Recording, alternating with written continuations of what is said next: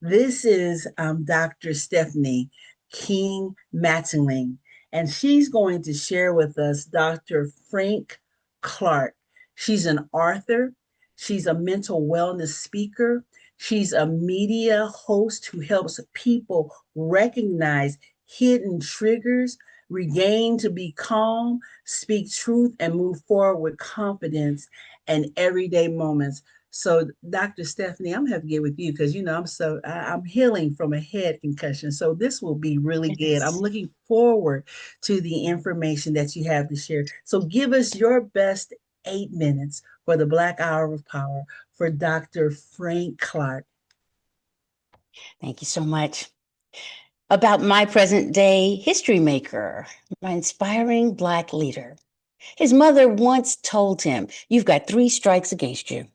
You're Black, you're male, and you're born into a system that has been shaped by bias." Now, his mother was preparing him for reality.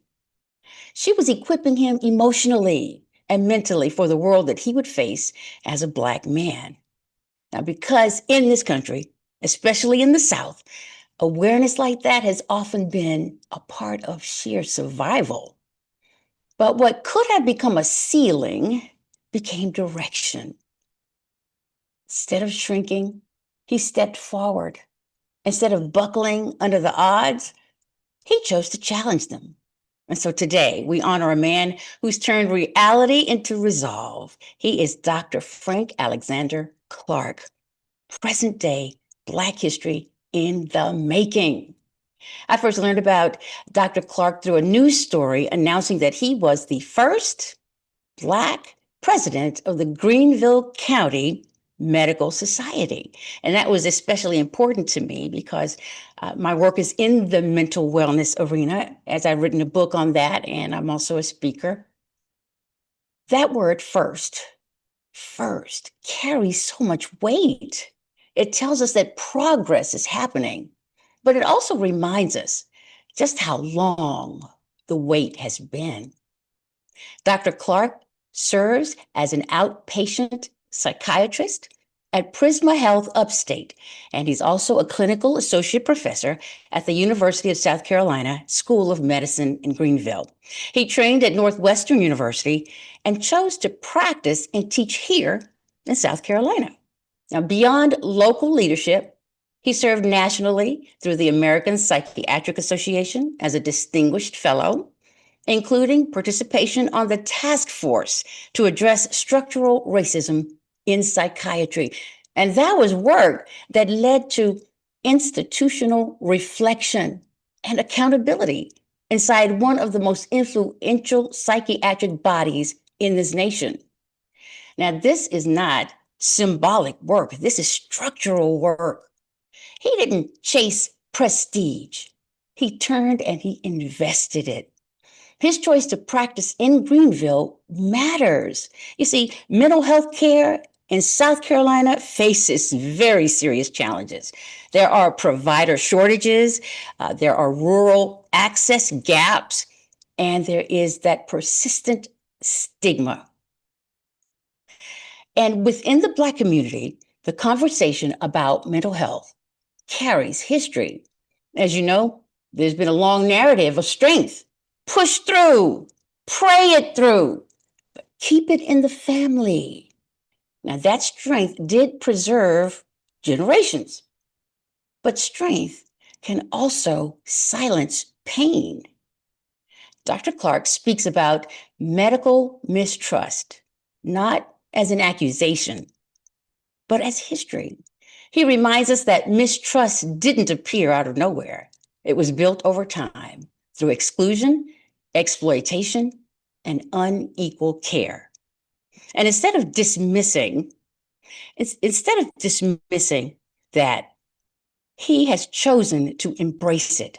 He addresses it. He calls on clinicians to develop what he describes as new ways of listening and seeing, to recognize how racism can shape stress, diagnosis, and even outcomes. Now, that is leadership that refuses to look away. And then there's that part of his work that refuses to fit inside of a box. He is a psychiatrist and he's a poet. His poetry has been set to orchestral music and performed publicly. He has written children's books in haiku, 17 syllables, teaching affirmation, emotional language, and self-worth to young readers.